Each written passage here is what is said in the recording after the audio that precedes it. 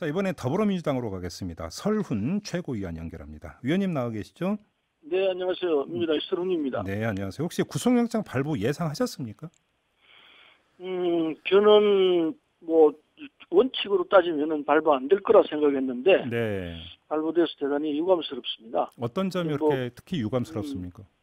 네, 정 교수가 그동안에 검찰에 7차례죠. 네. 7차례 출석을 해가지고 아주 성실하게 조사를 받았다고 봅니다. 네. 그리고 검찰이 뭐 수색을 또 압수수색을 얼마나 했습니까? 네. 수십 분 한 거로 아는데 그 증거는 거의 대부분 다 확보하고 있을 거라고 보고. 네. 그리고 또 건강도 그런 상태이고. 그래서 이 불구속이 무죄 추정 원칙이니까요. 불구속이 네. 원칙인데 네. 도주우리가 있는 건 절대 아닐 거라고 보고. 네. 이런저런 조건으로 보면 원칙적으로 이거는 불구속 상태에 수사하는 게 맞다. 더군다나 다툼이 많은 상황이기 때문에 예. 좀 피의자 측에서도 방어할 수 있는 이런 기회를 준다는 입장에서 이 불구속이 원칙이죠. 예. 원칙하고 다르게 결정이 났기 때문에 네. 재판부 결정이 잘 이해가 안 됩니다. 그러면 지금 재판부의 결정에 다른 뭔가 그 요인이 있었다고 지금 보시는 겁니까, 위원님? 근데 증거인멸에 이 염려가 있다 이런 판단일 거라고 보는데요. 네. 글쎄 증거는 다 거둬들였는데 또 인멸할 증거가 있을까 하는 이런 생각이 들고요. 네.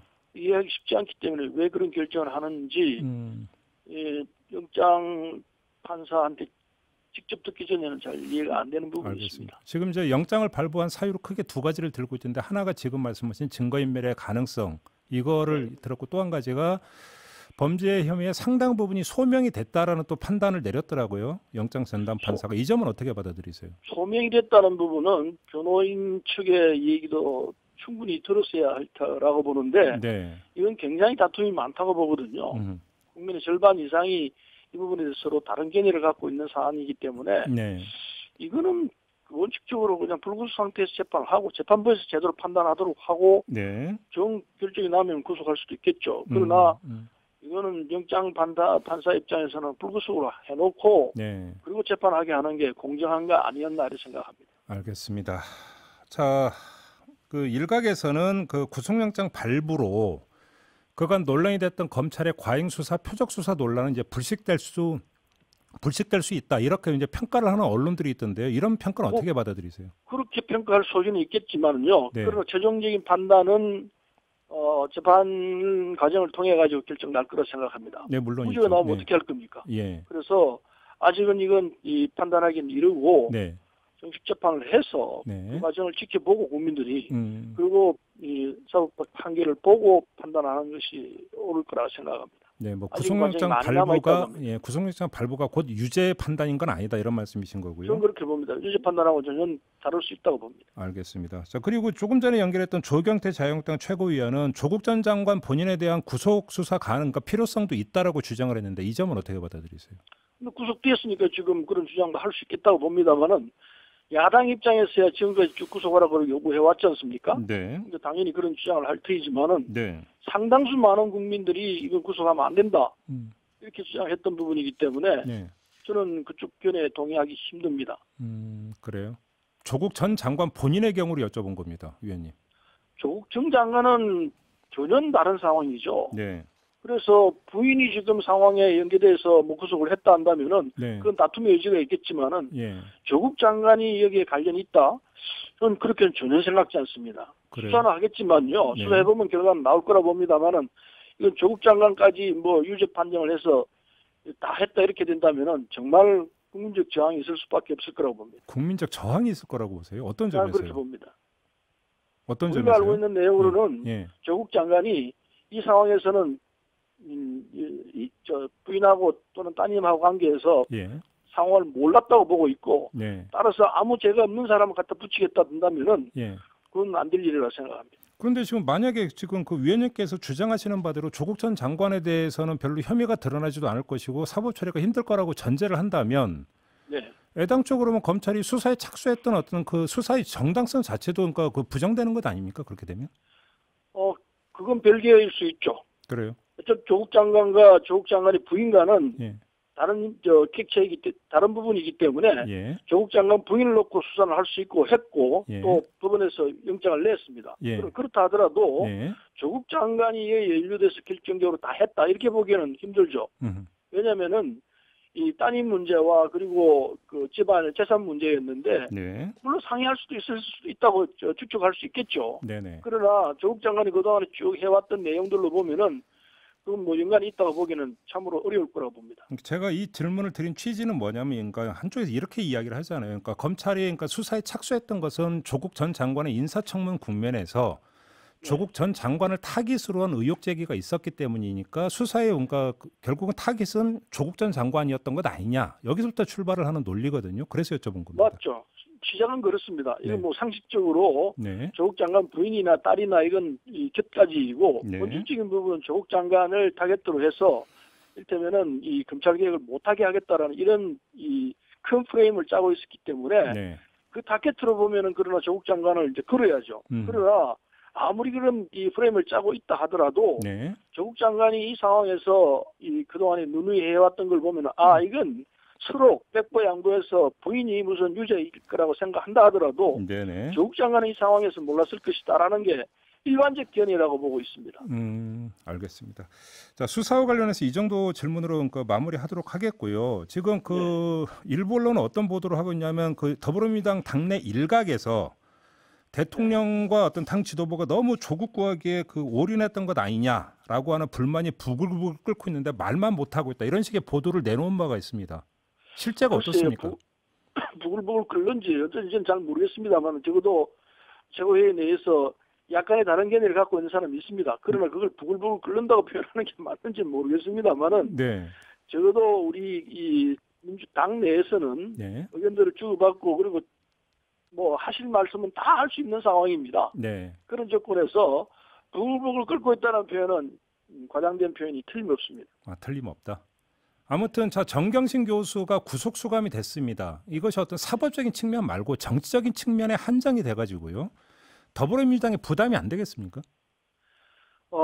부담이 없다고 할 수가 없죠. 네. 부담이 있죠. 부담이 있지만은 그러나 우리는 이 상황이 아까 말씀드린 대로 검찰이 갖고 있는 검찰 이 개혁을 거부하겠다는 입장에서 시작했다 보고 있기 때문에 네. 그 프레임은 결국은 안 될 거라 봅니다. 검찰 개혁은 돼야 된다 생각하고 그리고 이게 하루 이틀의 문제가 아니고 오래전부터 검찰 개혁을 해야 한다는 입장이었기 때문에 검찰이 이런저런 뭐 이 저항의 몸짓을 하지만 결국은 안 된다고 보고 있습니다. 지금 검찰 개혁은 되리라 생각하고 그런 점에서 본다면은 최종적으로는 국민과 함께 가는 쪽이 이긴다고 봅니다. 지금 그 위원님께서 이게 이제 수사가 검찰 개혁에 저항하기 위해서 시작이 됐다라고 말씀하셨는데 지금 그렇게 보시는 근거를 좀 말씀해 주실 수 있습니까? 그건 당연하죠. 검찰 입장에서는 검찰 개혁을 하게 되면은 검찰 팔 다리를 자르는 결과가 됩니다. 네. 누구든지 다 마찬가지입니다. 그럴 때 그걸 그냥 좋습니다 하고 받아들일 그런 집단이 있겠습니까? 그런 조직체가 있겠습니까? 당연히 검찰은 저항할 거라 생각했고 그 저항을 어떻게 제어하면서 개혁을 해낼 것인가 하는 게 우리 이 정부와 집권당의 그 명인데 그걸 지금 하고 있는 과정에서 나타난 현상이기 때문에 긴 시각으로 보면은 이런 그 저항 정도는 물리쳐야 한다고 보고 있습니다. 그럼 이게 연관될 수도 있는 문제인데요. 그 유시민 이사장이 엊그제 알릴레오를 통해서 조국 전 장관이 지명되기 전에 검찰이 조국 전 장관에 대해서 내사를 벌인 적이 있다고 주장을 한 거 알고 계시죠, 의원님? 네, 보도를 봤습니다. 이 주장은 어떻게 평가를 하세요? 신빙성 있는 주장이라고 평가하세요? 지금 제가 드린 말씀으로 보면은 그런 주장이 일리 있을 수밖에 없다고 보죠. 추측일지는 뭔지 저는 정확하게 유시민 이사장하고 대화를 안 해봐서 모르겠습니다만 상식적으로 그럴 수 있겠다는 이 유추는 가능하죠. 합리적 의심에 해당이 된다 이런 말씀이신가요? 증거를 얼마나 가지고 있는지는 저는 잘 모르겠습니다만 증거 없이 얘기했겠습니까? 그래서 진행되는 결과를 보면은 충분히 생각할 수 있는 사안들이라고 봐야죠. 그러니까 검찰에서는 어째 공식적으로 이건 허위라고 그러니까 반박을 했는데요.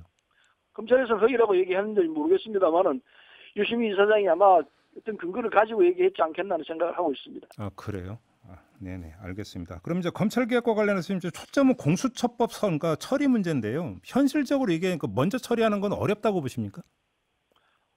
먼저 처리해야 된다고 생각합니다. 이 야사당이 함께 어쨌든 국민 일반이 생각하는 것은 공수처를 빨리 설치를 하라.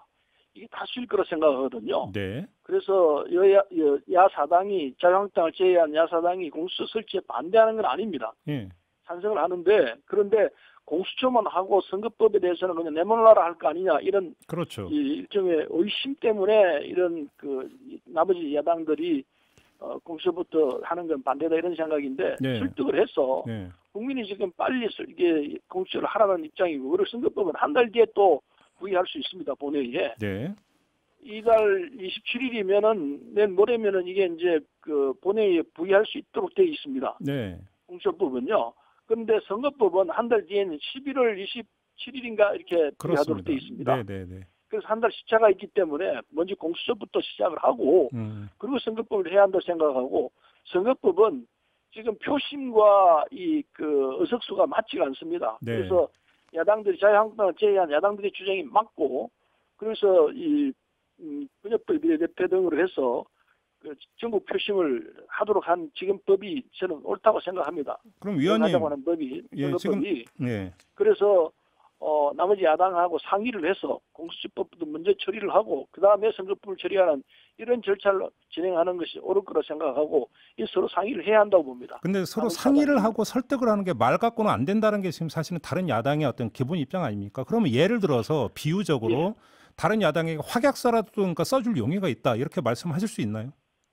그건 하약서라도 뭐든 써줘야죠. 약속을 진행을 해야 한다고 생각해요.